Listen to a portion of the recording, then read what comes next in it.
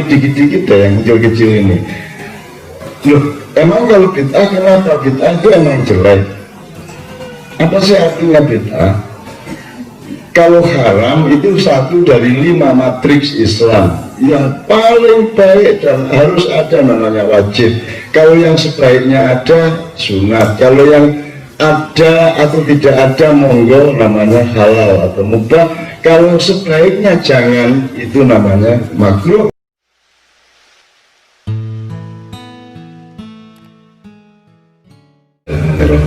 Assalamualaikum warahmatullahi wabarakatuh. Bapak Ibu yang saya cintai, pengurus BPMI semuanya dan khususnya para pengelola Masjid Al-Ikhlas dan Amsterdam ya, dan semua teman-teman yang hadir di sekalian. Pertama saya mohon kepada Allah agar dengan kehadiran pertemuan kita ini Anda mendapat tambahan lapang dada dari Allah. Jadi agak berlonggar dadanya hari ini, urusan-urusannya lebih enak gitu ya. Beban-bebannya oleh Allah dikurangi itu bisa dengan cara bobotnya dikurangi, bisa dengan cara kekuatan Anda ditambahi, terserah milih mana. Kalau ditambahi kekuatannya berarti bobotnya tetap sama, berarti omsetnya tidak menurun. Tapi kalau yang dikurangi bebannya berarti omsetnya menurun, labanya tidak lebih banyak dari sebelumnya. Jadi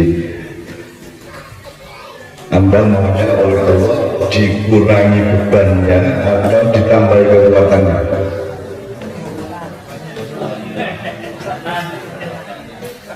Ditambahi kekuatannya, bebannya tidak dikurangi. Sebab bebannya itu sesuai dengan tingkat kualitas daya juang Anda, yang begitu. Makanya pertama alam nasrah laka sabra wa wadana angka bisruk alladhi angkota dhahra, kan gitu kan. Ini terjadi mudah-mudahan keluarganya teman-teman semua di Amsterdam ini dan juga dari teman-teman yang dari manapun, karena menurut Rasulullah Anda ini punya 5 keberuntungan. Yang hidup bareng Rasulullah dulu, waktunya sama, tempatnya sama, terus jadi orang Islam yang baik, dia dapat 1 keberuntungan, tuba, beruntunglah mereka. Tapi orang yang hidupnya tidak di Arab, di Indonesia, melainkan di Indonesia misalnya, tempatnya jauh, waktunya juga tidak bareng Rasulullah, tapi tetap sholat, tetap berbuat baik, tetap beramal soleh, maka Rasulullah mengatakan tuba 3 kali keuntungan, 3 kali kemuliaan. Itu baru di Indonesia. Sebenarnya di Indonesia kalau Anda sholat daerah yang ada masjid di mana-mana, maulid Nabi terus ada di mana-mana. Tapi kalau di Belanda Anda masih sholat, di Belanda Anda masih ngumpul pengajian, di Belanda Anda masih bahkan membeli gedung masjid, itu Rasulullah kagumnya luar biasa sehingga 5 tuba.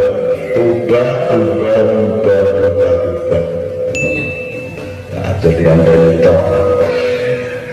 Jadi nanti masuk surga tidak yang ini surganya, dibikinin khusus oleh Allah surga.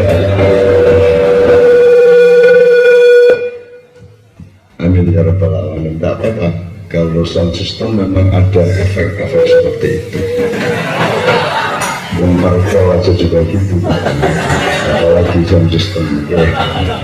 Oke, itu yang pertama. Jadi saya mendoakan kalau bisa ibu bapak-bapak tiap hari Anda temukan surat Al-Insyirah itu dalam hidup Anda. Pagi bangun itu atau yayasan di alam nasrah kasatro kata Allah. Warosana wawadona angka bizro alladhi angkota dhahra, kemudian warafa'na laka dzikrak. Anda kesini berarti derajat Anda naik, kualitas Anda naik. Kemudian Allah menegaskan kembali, kalau Anda mengalami kesulitan, jangan dipikir hanya kesulitan yang dikasihkan oleh Allah kepada Anda, tapi sudah ada kemudahan bersama dengan kesulitan itu. Bukan sesudahnya, tapi bersamaan dengan. Jadi inna ma'a, bukan inna ba'da. Jadi kalau mengalami kesulitan, kita nggak bisa bayar atau apapun, itu sudah ada kemudahannya.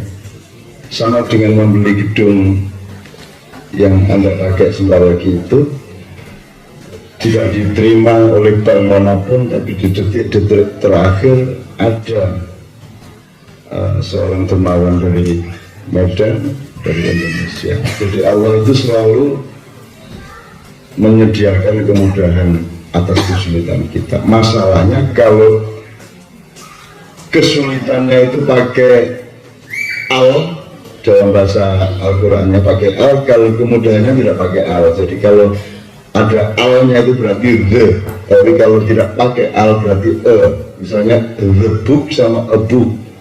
Kalau a book itu berarti masih umum, masih harus dicari, tapi kalau the book itu sesuatu yang sudah tertentu. Jadi inna ma'al berarti al usri, kesulitannya sudah jelas, kemudiannya harus kita cari karena belum jelas, itu kira-kira. Terus diulang sama Allah, inna ma'al usri yusra wa inna ma'al usri, terus inna ma'al usri yusra. Kemudian habis Anda pengajian ini, habis Anda maulid Nabi ini, seluruh pekerjaan kita dan hidup kita rekap kembali, kemudian kita tahu ini sudah baik, alhamdulillah, yang buruk saya tinggalkan. Terus kata Allah, fa'idha faragta fansab, teruskan pekerjaanmu, teruskan perjuanganmu, teruskan usaha-usaha baikmu selama ini, baik dalam keluarga maupun di dalam komunitas PPME dan Masjid Al-Ikhlas ini, dengan catatan yang terakhir yang terpenting, jangan berharap kepada siapapun selain kepada Allah. Jadi dalam hatinya jangan ada berharap kepada Pak Dubes, tidak boleh. Berharapnya kepada Allah, meskipun sambil ingat-ingat, tapi kalau Pak Dubes ngasih, ya alhamdulillah. Cuman tetap wa ila rabbika fansab. Jadi wirid, salah satu wirid yang terbaik itu kalau Anda ingat sambil goreng, sambil gendong anak itu, wa ila rabbika farghab, wa ila rabbika farghab, wa ila rabbika farghab. Terus Tuhan terharu nanti sama sampean. Seharusnya dikasih 100.000, nanti bisa dikasih 150.000, Insya Allah. Amin gitu. Loh, Anda pengen Allah terharu atau enggak? Kita mau lihat Nabi ini kita selenggarakan supaya Allah terharu sama kita, karena yang kita peringati ini kekasihnya Allah, kalinya ini. Nah, nanti kita omongkan soal itu. Saya cuma menegaskan soal apa namanya, wa ila rabbika farghab, termasuk saya ingin mohon izin kepada Anda semua. Saya ini hari ini mendapat kehormatan luar biasa, tidak hanya karena saya mendapat kesempatan berjumpa dengan Anda, tapi baru hari ini saya mendapatkan gelar Syaikhona. Allah, Masya Allah. Ini bisa masalah, bisa kehormatan. Di Indonesia yang disebut Syaikhona hanya satu, yaitu Kiai Haji Khalil dari Bangkalan, gurunya Mbah Hasim, gurunya Mbah Haji Ahmad Dahlan, itu sampai-sampai disebut Syaikhona. Ini karepe apa gitu? Mudah-mudahan itu bukan gelar spiritual, tapi gelar kemesraan dari Anda. Nah, gelar kemesraan dari saya. Sambil kita nyicil pemahaman dasar, sekarang yang saya ingin saya bawa ke sini ini, yang dasar-dasar yang gampang-gampang aja.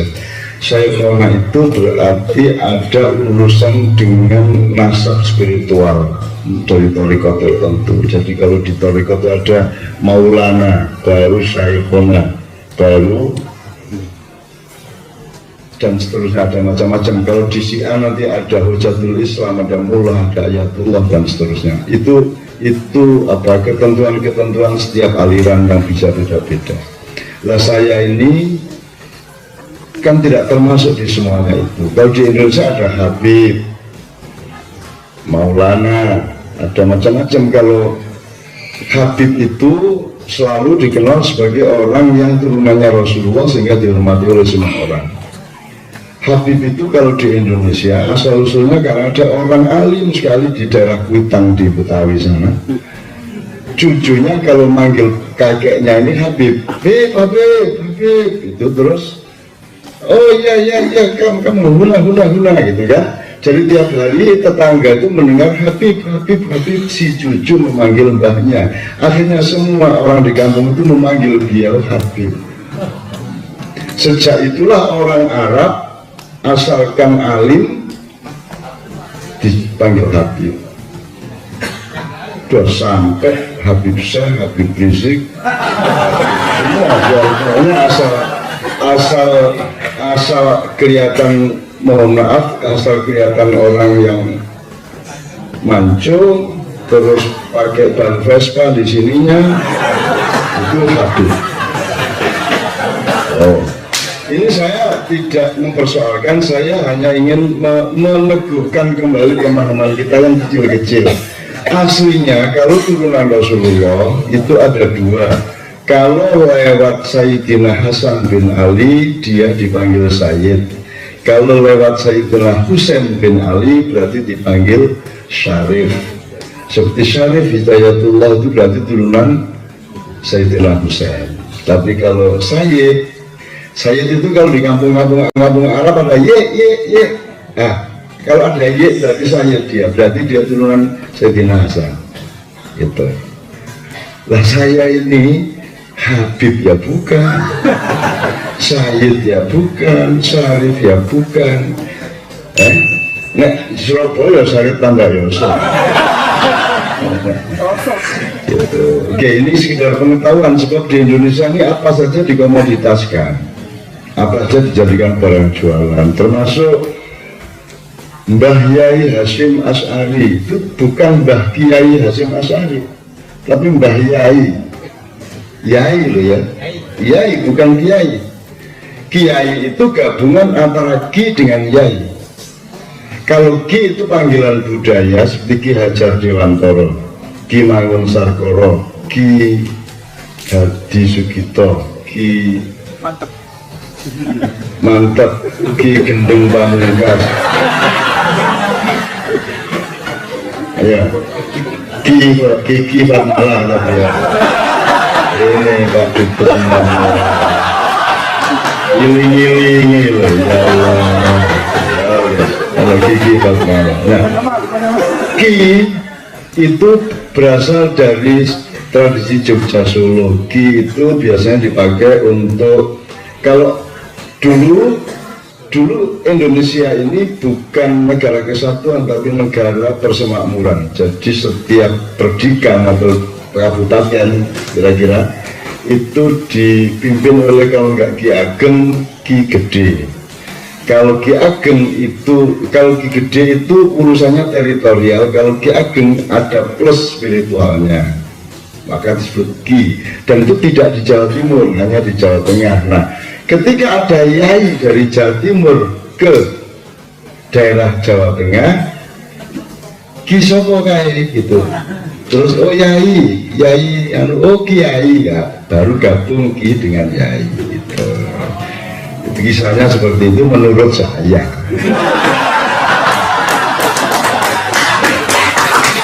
Ya, kalau Anda nggak percaya diselidiki sendiri, memang begitu. Ya, memang begitu. Nah, yang penting kita memahami kuantitas kualitasnya, kemudian kita pahami benar supaya kita tidak gampang tertipu di dalam mekanisme komoditas budaya yang banyak terjadi di Indonesia, gitu ya. Saya ini kan tidak termasuk di mana-mana. Pemerintah bukan, ormas enggak, spiritual enggak. Kalau ada kongres ustadz dan ulama saya enggak diundang, ada muktamar NU saya enggak diundang, muktamar Muhammadiyah saya enggak diundang. Saya ini excluded, saya ini bahkan bukan faktor dimanapun. Saya bukan siapa-siapa, saya tidak berperan apa-apa. ya. Jadi Anda tidak boleh berharap apapun dari saya, yang gitu. Yang saya lakukan sekarang adalah memenuhi permintaan dan menjalani kemesraan bersama, supaya kemesraan kita sore hari ini oleh Allah ditaburi dengan ilmu dan cahaya. Nah, ini saya sama Mbak Fia, dan Mbak Fia ini sudah dalam, ini acara ketiga kami di Jerman sama di Belgia. Jadi nanti kalau sudah tadi kita sudah runding barang tiga lagu gitu, Mbak Fia harus nyanyi. Penempatannya di mana nanti kita tentukan. Jadi kalau menurut saya kira-kira 10 menit sebelum kita sholat asar, beliau nanti biar maju. Pada sholat asar beliau lagi, atau nanti di ending acara dengan beliau lagi, biar komunikasi langsung sama ibu-ibu dan mbak-mbak yang lain-lain. Ya, kita urusannya sama beliau swalatan. Oke. Jadi saya teruskan mengenai Maulid Nabi. Tadi saya senang sekali pidatonya.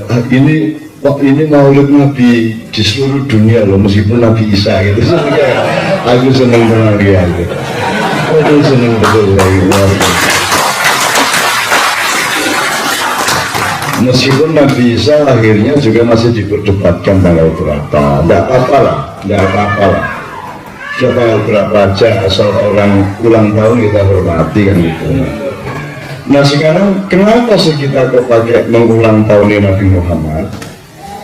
Kan ada teman-teman lain di Amsterdam yang membid'ahkan Maulid Nabi, kan gitu. Nah mari kita pahami dikit-dikit deh yang kecil-kecil ini. Loh, emang kalau bid'ah, kenapa bid'ah itu emang jelek? Apa sih artinya bid'ah? Kalau haram itu satu dari 5 matriks Islam yang paling baik dan harus ada, namanya wajib. Kalau yang sebaiknya ada, sunat. Kalau yang ada atau tidak ada, monggo, namanya halal atau mubah. Kalau sebaiknya jangan, itu namanya makruh. Kalau harus tidak ada, harus tidak dilakukan, namanya haram. Itu matriksnya 5. Sekarang kalau bid'ah, di mana letaknya bid'ah? Bid'ah itu membuat sesuatu yang kemarin belum ada. Itu artinya sampean bikin lemper, kemarin hanya ada ketan, berarti lemper itu bid'ah. Jelas ya? Sampean bikin kursi pertama dulu, kemarinnya hanya ada kayu, tapi sampean dari kayu bikin kursi itu bid'ah. Nah, bid'ah itu baik atau buruk? Sama dengan semua yang lain, baik atau buruk. Pisau itu baik atau buruk? Tergantung.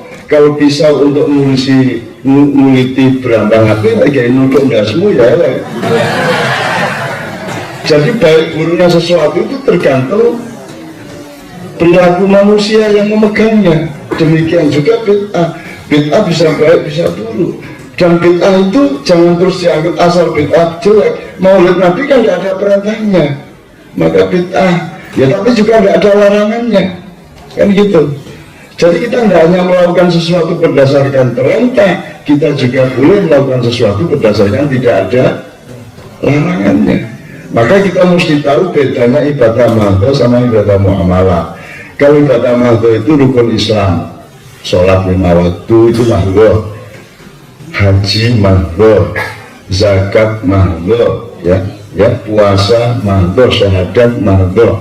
Jadi ibadat yang Allah tentukan secara default atau baku, itu namanya ibadah mahdhah.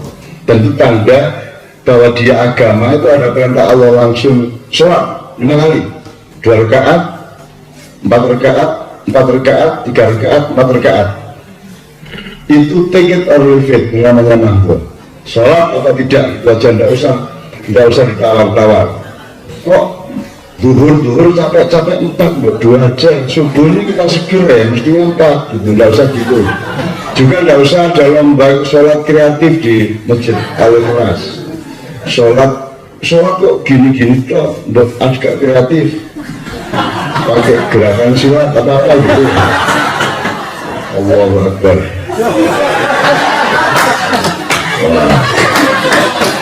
Sami Allahu liman hamidah. Ini nggak boleh. Jadi gini Ibu, ada rumusnya, saya persingkat, saya nggak terlalu berkepanjangan. Jadi dalam Islam ada dua ibadah atau ada dua kegiatan. Satu kegiatan mahdhah, nomor dua kegiatan muamalah. Kalau mahdhah rumusnya sederhana, jangan lakukan apapun kecuali yang Allah perintahkan. Jadi jangan ngapa-ngapain kecuali Allah memerintahkan. Kalau nggak Allah suruh sholat, nggak usah sholat. Kalau nggak suruh haji, nggak usah haji. Itu namanya mahdhah. Di luar itu, mahdhah itu ayatnya di Al-Quran sekitar 3,5%. Berarti kalau persentase Islam itu 3,5% mahdhah, 96,5% muamalah. Kalau muamalah rumusnya terbalik, lakukan apa saja kecuali yang saya larang. Dan gitu. Jadi sampean jalan kaki dari sini ke Rights Plain boleh. Tidak apa-apa.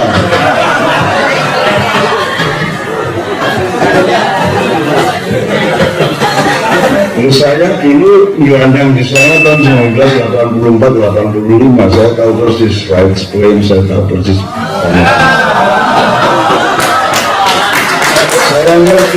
Saya ngerti asosiasi Anda, tapi percayalah bahwa itu tidak benar. Oke, Rights Plain itu ya taman di tengah kota. Sekarang udah baru, saya nggak tahu fungsi-fungsi yang baru. Jadi pokoknya kalau muamalah itu lakukan apa saja tidak apa-apa, kecuali yang saya larang. Jadi kalau ngomong bid'ah itu letaknya ada di 3,5% Bapak-Bapak. Jadi kalau sampai merubah yang 3,5% itu namanya bid'ah. Kalau yang di 96,5% muamalah tidak ada bid'ah. Nabi Muhammad tidak pernah pakai peci, sampai boleh pakai peci, jangan disebut bid'ah. Nabi Muhammad ini nanti kalau ketemu di akhirat bilang tidak pernah pakai peci toh, gitu. Nabi Musa, nanti kalau ketemu Nabi Musa sampai bawa Samsung, heran ya, sampai nggak ngerti ini apa. Ini namanya browsing. Nabi Musa nggak pernah pegang handphone. Semua Nabi tidak pernah pegang mikrofon. Ya, Nabi Muhammad tidak pernah pakai sarung, tidak pernah pakai peci, apalagi ada garis-garisnya. Jangan disebut bid'ah karena itu urusan muamalah. Bid'ah itu kalau ibadah mahdhah dirubah, itu baru bid'ah. Gitu loh. Jadi kalau disebut itu bid'ah, dia nggak ngerti bid'ah, karena bid'ah itu sifat Allah itu maha pembikin bid'ah. Judulnya Al-Badi. Jadi Asmaul Husna itu Al-Badi. Allah yang maha menciptakan sesuatu yang sebelumnya belum ada, yang sebelumnya tidak ada, itu namanya Al-Badi, yaitu ahli bid'ah. Itu. Nah, Anda ini Islam Nusantara itu kan terkenal sebagai ahli bid'ah wal akan gitu. Saya kasih contoh bid'ah Bu ya. Contoh bid'ah yang agak menyangkut ibadah mahdhah, meskipun tidak disalahkan, tidak bisa kita salahkan. Misalnya taraweh selama sebulan bareng-bareng, itu bid'ah. Karena Rasulullah hanya sekali tok taraweh bersama, selebihnya sendirian di kamar. Ayo. Jadi besok Ramadan tidak usah tarawih di sini. Bid'ah. Tapi ya, nomor 2, tarawih 23 rakaat tradisi NU itu bid'ah. Kalau disebut bid'ah, artinya itu karangannya Sayyidina Umar bin Khattab. Karena dilihatnya orang-orang ini tarawih cuma 8 rakaat, sebentar duduk selesai, setelah itu ke kafe. Itu suatu remi gaple ya. Akhirnya Sayyidina Umar mengambil keputusan diperpanjang, jadilah 20 rakaat ditambah 3 witir. Itu kalau disebut bid'ah, itu bid'ah. Cuman dilihat kemaslahatannya, kan gitu. Jadi bid'ah itu Kalau saya mengatakan tidak mungkin hidup tanpa bid'ah, gitu loh. Gimana hidup tanpa bid'ah? Gimana? Bid'ah adalah menciptakan sesuatu. Misalnya sholat harus ditutupi auratnya. Kalau laki-laki dari atas dada sampai bawah lutut. Kalau perempuan seluruhnya kan gitu kan, kecuali wajah dan telapak tangan misalnya gitu. Ini kan harus dibid'ahi. Maksudnya kan harus ada budaya yang menciptakan sarung, kan gitu. Sarung kan budaya. Apa jemuan yang gelarak? Pakai daun ditumpuk-tumpuk gini. Demi anti budaya, ya karena budaya dianggap bid'ah toh, kan gitu. Ya terus piye? Nah ini semua bid'ah ini, listrik bid'ah, ini bid'ah, semua bid'ah ini. Kalau disebut bid'ah ini bid'ah. Sesungguhnya tidak ada bid'ah kecuali dalam ibadah makhluk. Kalau sholatnya di model-model, sholat pakai biola gitu.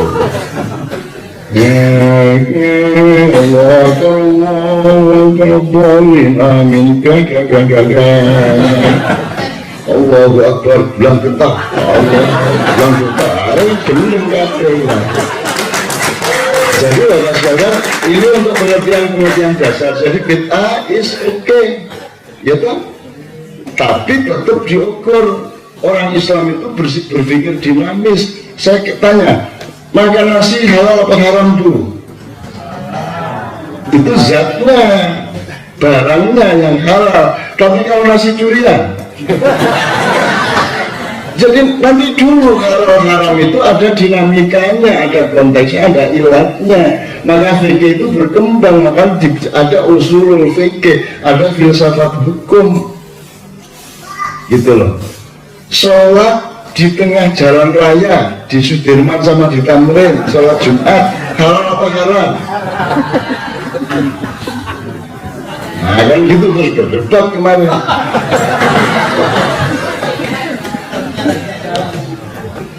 Nah di sini kan ada the environment of the item. Jadi ada lingkungan masalah. Jadi kalau dari pihaknya orang Islam, sholat itu dimanapun boleh. Di atas pohon kelapa boleh kalau bisa. Di atas genteng boleh, di dukur mendung ya oleh, ya toh. Di dukur pesawat ya oleh. Di atas cikar boleh, di atas sungai boleh, ya kan? Boleh, dimanapun adalah bumi Tuhan, karena yang disebut masjid adalah dimana engkau sholat, dia adalah masjid. Karena masjid adalah tempat bersujud. Anytime, anywhere you sujud, dialah masjid. Jadi masjid itu bisa terjadi kapan saja dan menjadi masjid kapan saja sepanjang kita sujud. Sekarang Anda bikin masjid resmi tapi digawe tepek lalu foto bendino, kan nggak jadi masjid. Meskipun hanya gedung seperti ini, kalau dipakai sholat dia menjadi masjid, kan begitu. Jadi dari sudut orang Islam tidak ada masalah, sholat di mana saja, ya. Dari pihak Polri lain lagi pertimbangannya. Kalau ini saya perbolehkan sholat 100.000 orang di jalan protokol, berarti besok kalau ada yang sholat gitu lagi boleh. Jadi kalau besok saya bolehkan, nanti buruh juga sholat di situ harus boleh, mahasiswa boleh, OPM di jalan protokol di Jayapura memenuhi jalan kebaktian boleh. Jadi tidak bisa dilarang lagi. Kalau boleh, berarti nanti bisa dipakai untuk alat-alat politik yang bisa mengganggu kedaulatan dan seterusnya. Maka Polri bertahan tidak boleh. Akhirnya saya kasih usul fikih. Pak Titonya gini, Pak, dalam usul fikih itu ada gini: mudarat kecil boleh dilakukan untuk menghindari mudarat besar. Ada beberapa retorika untuk itu. Mudarat kecil maksudnya sampean mencoba menawar Habib Rizik dan lain-lain, itu berarti mudarat kecil. Kalau ini iso gelut ini, gitu. Tapi kalau nggak ditawar, kalau diperbolehkan sholat di situ bisa terjadi mudarat besar, yaitu mudarat kedaulatan, mudarat politik. Asalkan lihat sebuah simulasi, nggak usah 100.000 orang di jalan raya, nggak usah 1 orang aja. Dah, nanti asal Anda ke jalan depan. Ya, situ aja, mau situ aja. Terutama di jalan keren itu. 1 orang. Begitu Allahu Akbar, la ilaha illallah, maka gak usah jaga ini lewat. Jadi sholat itu baik dan boleh, cuman dia juga ada urusan ruang dan waktu, betul kan? Suami istri tidur boleh, tapi kalau digerdu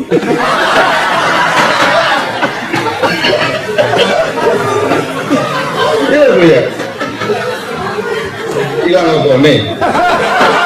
Aneh-aneh gitu ya Bu ya. Jadi tidak ada sesuatu bisa berdiri sendiri, dia punya lingkungan konteks, dia punya environment of things, kan gitu. Main gitar boleh, cuma jangan di sampingnya orang yang sakit gigi.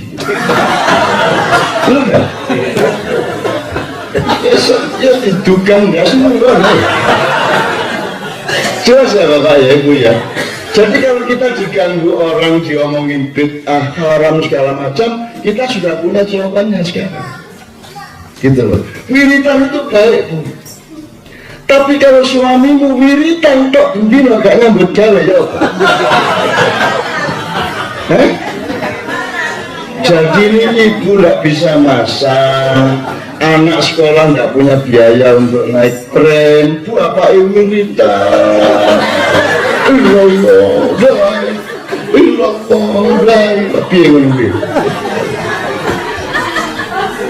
Kalau nggak percaya, sekarang aja satu wiritan di sini. Ayo, ini sedang ada maulid Nabi terus itu wiritan. Kira-kira tiap kali. Ya kan? Jadi semua itu ada ilatnya kalau dalam usul fikih, ada konteksnya, ada ruang dan waktunya, ada koordinat persoalannya. Itu. Ini untuk memahami. Jadi sampai kalau nanti dibid'ah-bid'ahkan orang nggak usah, nggak masalah. Dikafirkan nggak masalah. Belajar ke Gus Dur kalau soal dikafirkan. Saya sudah bilang dulu Gus sampai dikafirkan loh kalau Habib-Habib. Terus Gus Dur gak apa-apa cak. Kari motor sahabat menangis musuh. Gus Dur ini orang yang sangat simpel berpikirnya. Jadi gak apa-apa, putus asa Allah. Kok repot. Oh Gus Dur dilawan. Ini saya sama Mbak Fia itu. Saya sama Mbak Fia adalah orang yang pertama datang ke istana begitu Gus Dur dipecat. 2 jam kemudian kita sudah datang ke situ. Itu dan ngomongan keluar Gus Dur dialognya ngomong itu mah. Gus sampean ditakoni arek-arek lalu bingung arek-arek bisa susah saya. Mereka selalu tanya itu kalau 7 harian itu bid'ah atau tidak? Yasinan 40 hari, 3 hari, 100 hari itu doanya sampai apa enggak? Gitu ya. Arek-arek takon Gus, ini doanya sampai apa enggak kalau tahlilan? Gus takon lah, balik apa enggak doanya?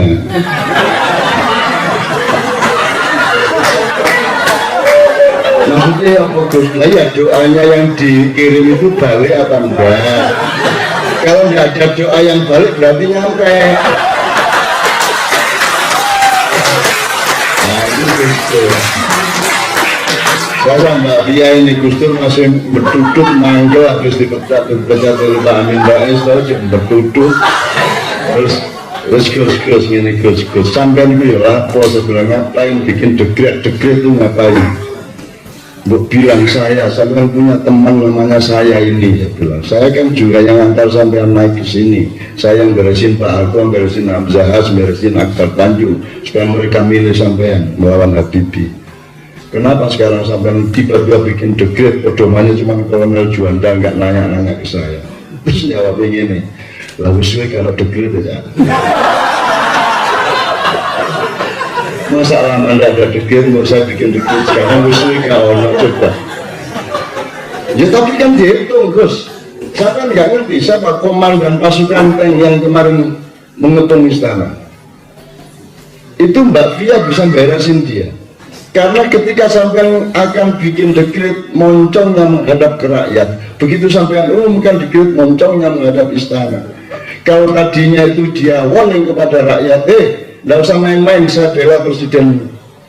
Begitu Gus Dur dekret moncongnya ke istana, rakyat tenang aja. Kalau kamu marah, aku yang menghadapi presiden, kan gitu. Terus Gus Dur ini, ya cak jenenge teplak kadang kalah kadang menang. Ya Allah Gus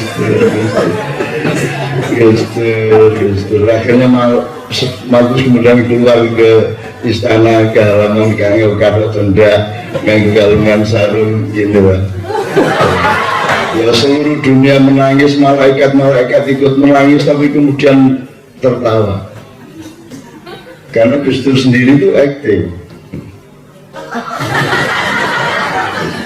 Begitu masuk ditutup pintunya yes. Lo kok yes Gus? Cak, selama sejarah berlangsung di muka bumi, di peradaban apapun, di kekaisaran apapun, tidak ada seorang jenderal, seorang presiden, perdana menteri, kaisar, siapapun yang berani ke depan istananya dengan celana pendek, galungan sarung gak kawan. Hanya saya Cak, yang bisa melakukan itu. Coba Megawati kalau berani.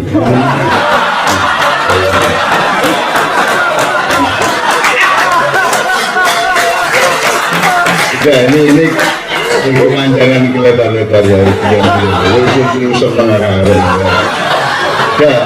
Soal gini, jadi soal bid'ah beres ya, soal haram halal kafir beres, tidak ada masalah ya. Kira-kira yang selama ini membuat kita itu bertengkar itu apa, kata apa lagi? Mengucapkan hari Natal. Oke, mengucapkan hari Natal. Ada beberapa hal. Pertama, kalau sampai mengucapkan Natal terus jadi orang Kristen dah. Begitu nulis selamat hari Natal, duh kok Kristen lagi?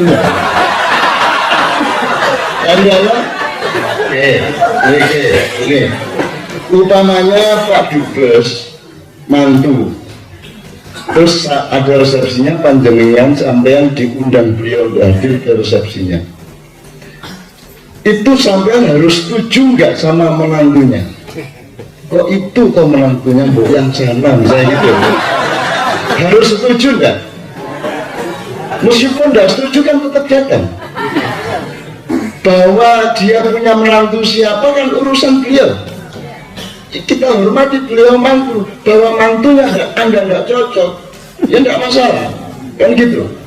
Jadi kalau Anda mengucapkan Natal, apakah Anda harus setuju isinya Natal? Bisa karaktermu, gitu. Pokoknya Anda beri gawe, saya ngombiongi, saya ingin bersopan santun sama Anda, perkara muatannya itu urusanmu, kan begitu. Itu enggak? Dua. Nomor tiga, hubungannya Natal sama akidah Kristen itu apa? Apa hubungannya? Natal itu kan ulang tahun. Bisa tuh. Apakah kalau Anda mengucapkan Natal berarti Anda setuju bahwa Tuhan kok ulang tahun itu? Apa Anda terus kayak gitu? Anda? Itu kan tidak ada hubungannya, itu kan budaya, ulang tahun kan budaya, ibadah muamalah, betul? Itu ibadah muamalah, bukan ibadah itu. Loh, mereka sendiri tidak mengatakan itu teologi kok, itu budaya kok. Kristus itu budaya bahkan industri kok, kan begitu. Jadi ya gimana ya, tidak apa-apa bro, ya tidak apa-apa mengucapkan. Cuma kalau ingin menghibur orang yang melarang, ya jangan mengucapkan. Bilang sama dia, sebenarnya saya ingin mengucapkan, cuman kasihan sama kamu, jadi saya enggak. Saya banyak cara lagi. Oh gitu aja kok.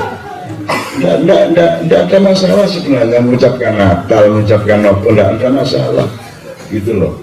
Kan tidak harus setuju kita, sekali lagi tidak harus setuju, dan Natal itu tidak ada hubungannya dengan akidah. Sekarang gini, kalau gitu saya langsung mohon maaf ini, mohon izin ini, jangan sampai ada yang sakit hati. Kan lakum dinukum waliyatin, betul nggak? Artinya apa, bapak-bapak, ibu-ibu? Kalau makna katanya, artinya bukan makna, artinya harafi aja. Lakum dinukum artinya bagimu agamamu, bagiku agamaku. Sebentar, belum jelas kalimat ini. Apakah kamu mengakui bagimu agamamu itu adalah agama? Ngerti nggak? Gini aja, saya shortcut aja. Saya mengartikannya begini, kalau bagimu itu agama, silakan, tidak ada masalah. Tapi bagiku ini agama, itu bukan, kalau diteruskan. Cuman kan kita harus aizah alal kafirin, kita tuh tidak boleh bersikap keras kepada mereka. Kita bersikap tegas.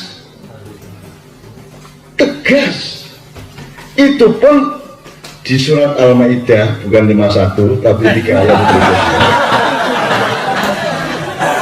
Al-Maidah ayat 54, Allah mengatakan kalau ada yang murtad di antara kalian, maka aku akan mendatangkan kaum yang baru, yang aku mencintai mereka dan mereka mencintaiku. Mereka bersifat adillah kepada sesama muslim, dan mereka bersikap aizah kepada yang kafir, kepada orang-orang kafir. Ini kita maknai dikit dulu ya.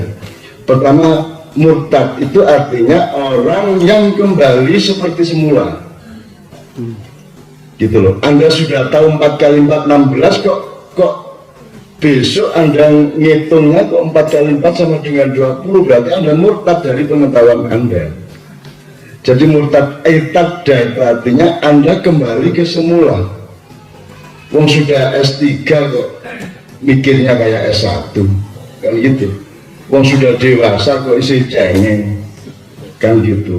Wong sudah mateng gede kok mek telolet kayak gumun kabeh.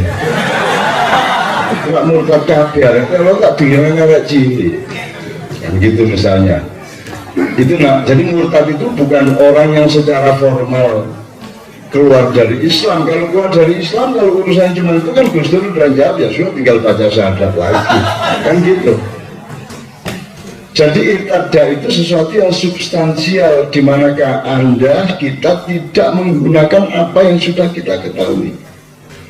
Kalau sudah jadi ilmu kita, harus kita amalkan. Begitu kita tidak mengamalkannya, kita murtad dari pengetahuan itu. Maka kita akan menjadi korban talbis. Talbis dari kata libas. Libas itu sesuatu dipakein, ditopengin. Jadi anjing dikasih pakaian kucing, gitu ya. Iblis dikasih pakaian malaikat, kan banyak sekarang. Talbis itu bahasa Indonesianya pencitraan. Wedus dipupuri, tadi ada presiden, ya. Bedas diwedai, kan gitu kan. Tadi ada menteri, kan gitu, itu namanya talbis. Kenapa Adam sampai tergoda oleh iblis? Karena Adam tidak ngerti bahwa itu iblis, karena iblisnya melakukan talbis ala wajhihi. Iblis datang dengan kostum Jibril alaihissalam, dengan cahaya Jibril alaihissalam, karena kemampuan iblis melebihi Jibril, karena iblis adalah malaikat yang paling senior, yang paling dekat dengan Allah. maka dia dikasih tugas oleh Allah karena paling kuat hati dan paling tangguh jiwanya untuk melakukan tugas negatif itu. Maka ketika dia menemui Adam, dia berpakaian atau talbis malaikat, maka Adam menyangka itu malaikat yang datang. Kelak baru tahu bahwa itu ternyata iblis gitu loh. Kemudian wala taqrabu hadhihi syajarah, jangan dekati pohon ini. Terus semua mengatakan itu pohon haram. Nah, itu salah menilai. Kalau di surga ada yang haram, ya apa surga? Haram tidak itu urusan kita sekarang. Kalau di surga kalau haram, lah jangan sing haram lah apa swarga angel-angel ulun dole atane cek orang haram ae. Ya ada orang haram. Sajarah itu suka baca Al-Quran. Allah itu memberi gambaran mengenai konstruksi, mengenai bunyan, bukan bunyan ya. Bunyan, mengenai tasrih, konstruksi bangunan, gedung, rumah tangga, tim sepak bola atau apapun itu lambangnya, modelnya adalah pohon. Wa mathalu kalimatin thayyibatin kasajaratin thayyibatin asluha thabit wa far'uha fis sama dan seterusnya. Itu pokoknya kalau mau bikin keluarga yang baik tiru pohonan, akarnya harus mendalam, dan kalau mau mendalam supaya dia tidak gampang jatuh harus melebar juga, maka pohonnya akan kokoh, daunnya merambah ke kanan kiri mengayomi siapa saja. Itulah keluarga yang baik, itulah pemerintahan yang baik, itulah dubes yang baik, seperti pohon yang menancap ke bumi akarnya dan daunnya merambah ke langit. Jadi seluruh gambaran mengenai kebaikan itu pohon. Maka kalau ada pohon yang tidak boleh didekati oleh Nabi Adam, itu urusan kredibilitas, urusan kelas. Adam, kamu baru akan try out di dunia. Kamu belum punya tajam terbang, kamu belum S1, kamu itu masih balita. Jangan deket-deket, itu ilmunya S3 itu. Gitu loh. Jadi wala taqrabu hadhihi syajarah, jangan dekati pohon itu maksudnya kamu belum kuat. Ini ban hitam ini. Lah kamu ini baru latihan karate 2 bulan nih. Gitu loh. Kamu jangan dekati ya. Jadi ini salahin ya. Tapi kita kalau boleh dinamis terus menafsirkan itu semua, mentadaburi itu semua. Maka akhirnya Adam tergoda karena dia salah sangka, karena bahasa Indonesia sekarang juga tergoda oleh iblis-iblis yang berpakaian malaikat. Wah, itu jumlahnya banyak. Dan kayaknya nggak ngerti sing di malaikat, sing di iblis. Makanya saya menolak ngomong Indonesia. Dan nggak usah lah, bos. Gitu loh. Yang penting peka aja Anda. Oke. Ya, tadi kan kita ngomong mengenai ucapan Natal. Nah, kemudian Allah mengatakan, aku datangkan kaum. Kan sekarang anggaplah kita ini melakukan pemurtatan banyak sekali. Dong, kita ini pinter kok kayak nggak pinter gitu. Wong kita ini canggih kok kayak kita ini kan canggih bahasa Indonesia ini. Oh, pasti bahasa Indonesia Islam. Ini kori seperti ini dole Arab Saudi nek ana telu ketok ndrijiku. Terus kira dititipkan bahasa Indonesia Pak Dubes, Islam dititipkan ke Indonesia, masa depan bahasa Arab itu di Indonesia. Ini serius, karena anak Indonesia apalagi Jawa Timur angon wedhus iso ngaji. Di kota ada profesi ngimami terawih, profesi itu. Di desa anak ngarit itu ngimami terawih pinter, khutbah Jumat pinter.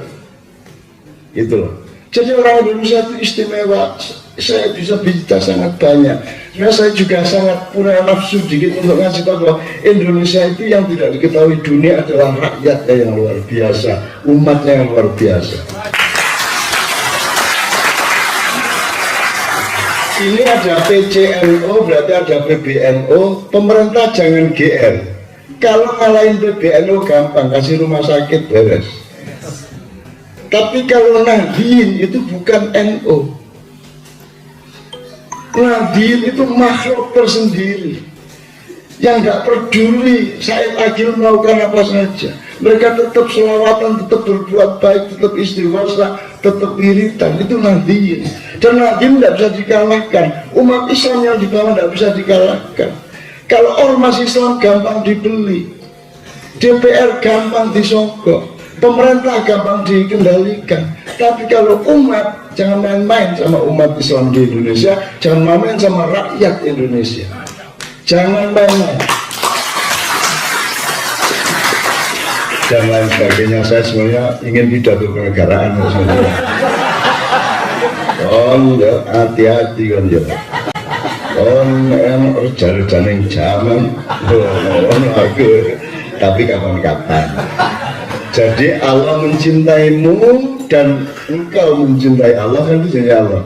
Menurut saya Anda ini, terutama anak-anakmu, jadikanlah orang yang dicintai Allah dan mencintai Allah. Dia yang akan pegang masa depan. Dengan dilatih dua sifat, satu adillah alal mukminin, bersikap lemah lembut satu sama lain. Jadi kalau ada Islamnya berbeda, jangan kereng-kereng toh. Sesat.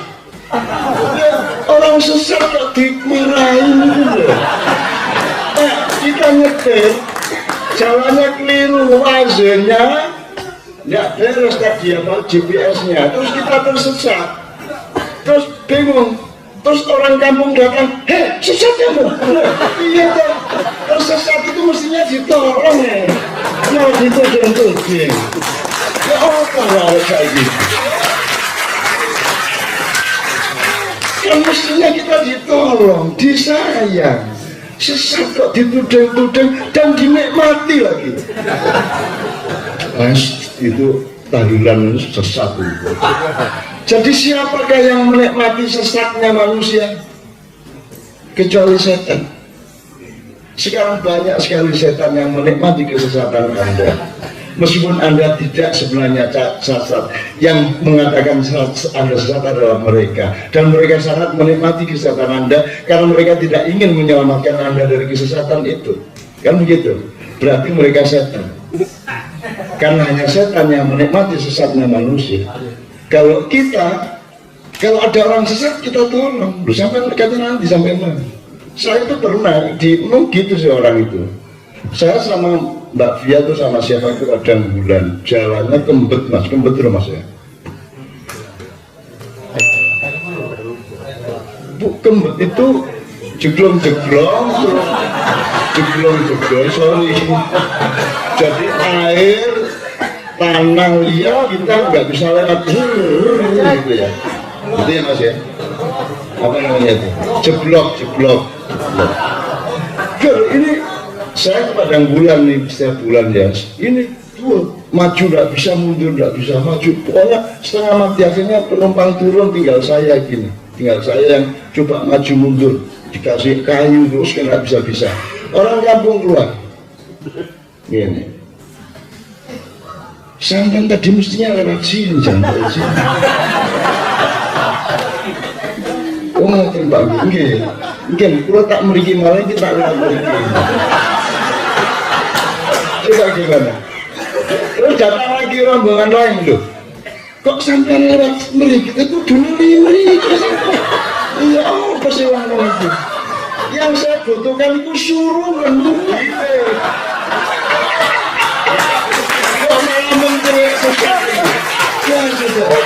Allah manusia lo orang sudah jelas tidak bisa bergerak, tersesat malah dikutuk-kutuk, sesat sampean.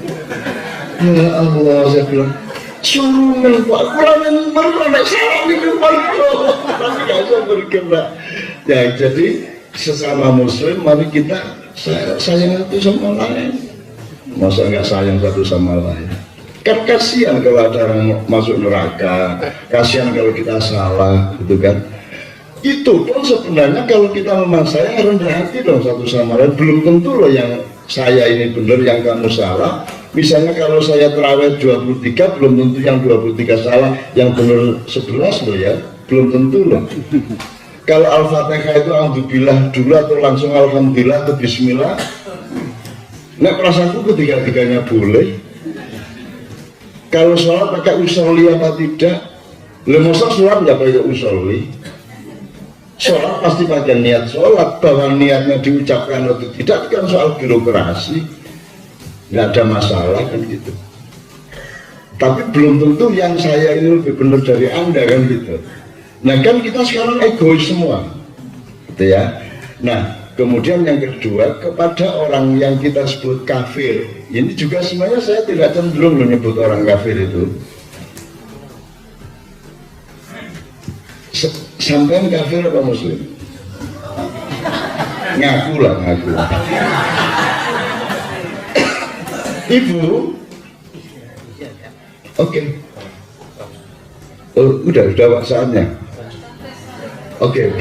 Kalau gitu kita ya gini loh, sama mulai healing nabi kok lagi jadi presiden terus leren aku. Kalau Anda ingatkan diri saya, terima kasih, saya mohon maaf. Nanti kita teruskan soal Aizzah, kemudian Mbak Novia. Begitu selesai sholat kita dimulai dengan Mbak Novia nyanyi dulu, baru kita teruskan dengan tanya jawab dan lurus.